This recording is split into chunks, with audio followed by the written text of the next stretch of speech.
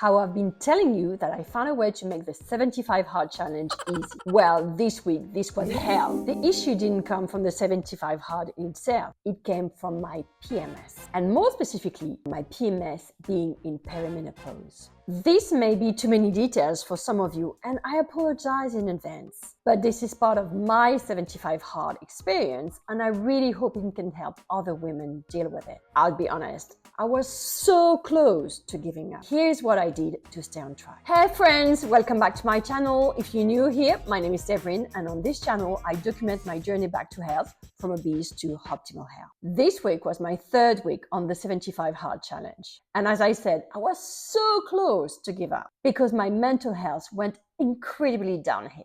On Monday, I became depressed and exhausted out of nowhere. The thing is, when you do the 75 hard, you know that you're optimizing your lifestyle. You know that your diet is perfect. You know that your exercise is perfect. And you're very careful not to overdo it because you know that the next day you have to do it again. You can't take a break. So if such day happens, it's because of external events bringing stress or hormonal changes. In my case, I have lots of stress going on and I'm fully aware of that. But I'm also aware that I'm 49, right in the middle of perimenopause. And I should expect some unpredictable changes in my hormones level, triggering some symptoms. Here, I feel I need to take a step back and explain some keywords, as you may not be aware of what perimenopause or menopause is. Menopause, basically, it's when a woman hasn't had her period for 12 months. Effectively, what it means is that she can no longer have children. The average age of menopause in the Western world is around the age of 51.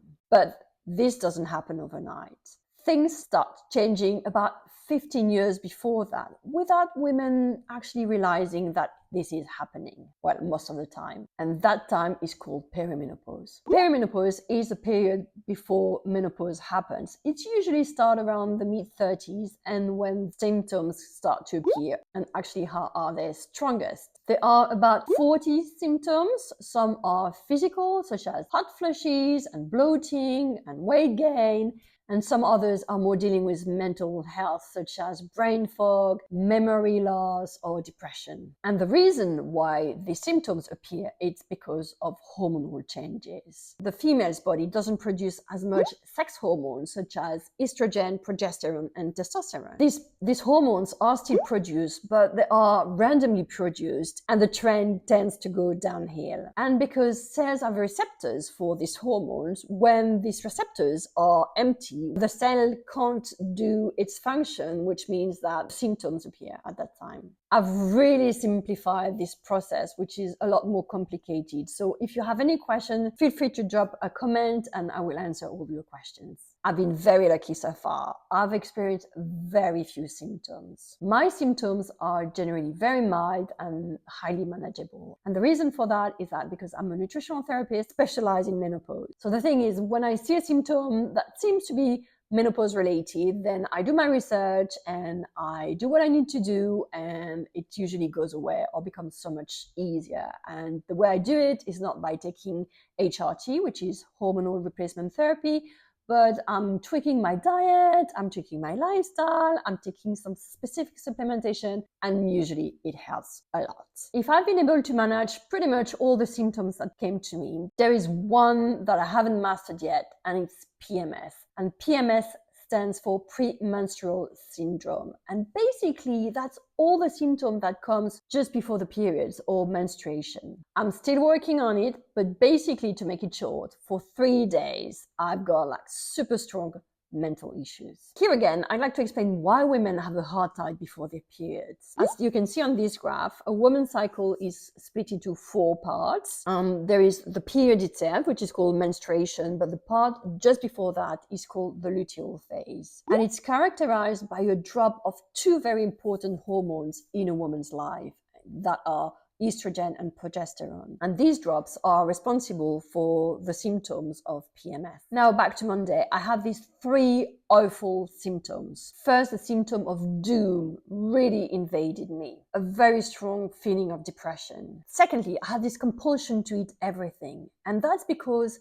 Since starting on the carnivore diet, my smell has developed to incredible levels. On one hand, it's amazing because when I go to a park, I can smell all these flowers and their delicate smell because it's spring. But on the other hand, that also means that when I go to the streets that stinks, it's hell. And during PMS, I can obviously smell food the same way, but I'm just attracted to it. I'm not craving it. I'm not hungry. I just feel like I really need to eat everything that is around. Even if it's out of sight, I can still smell it and I feel attracted to it.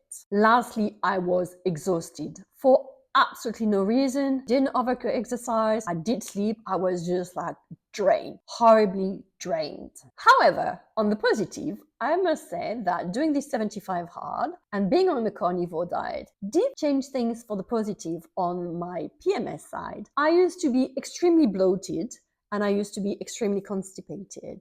And I know it's just hormones because I'm not changing my diet drastically during the cycle, and that has improved, and that I'm very happy. Monday, I was at a crossroad, a bit like Hercules. First choice was having it easy and giving in, meaning eating what was around, having a nap, skipping my workouts, skipping my reading, or on the other hand, the hard way, pushing through the point, not paying attention to my feelings. Deep down, I knew it was extreme PMS. And the reason I knew that is because I have been journaling on a regular basis. And I knew that sometime during the month, I would feel this way for no particular reason. So I knew it would be cyclical and I knew it could get better. It's just a question of once you're in the deep, deep hole, how to get out of it. And by the way, journaling is probably the best thing you can do when you're in perimenopause. You can see things happening over and over again. And my decision, my friend, was to keep going, to go through hell,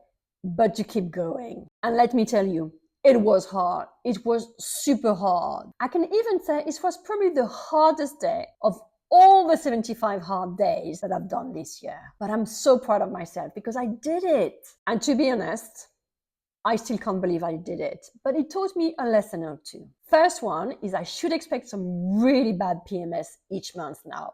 I should add it to my calendar. And I've got two choices. Either I really found a way and it's become a priority for me to find a way for next time, or I just decide to take it easier on that day. Secondly, I am actually able to resist temptation and to go through hell when hell is happening, which means that I'm becoming the person I want to become. And that was such a great realization. And I couldn't help to think that reading the book Courage is Calling by Ryan Holiday has actually been helping that here. Highly recommending it, by the way. And lastly, what I realized is if I'm able to go through these 3 days, which was by far the hardest day, I'm really likely to actually do the whole 75 hard this time. And this brought me so much happiness. Well, friend, that's it for today. Thank you so much for watching. I really appreciate it. If you've enjoyed this video, please like it. You'll probably also like this one or that one. And don't forget to subscribe for more updates on my weight loss journey. Until next time, have a wonderful week.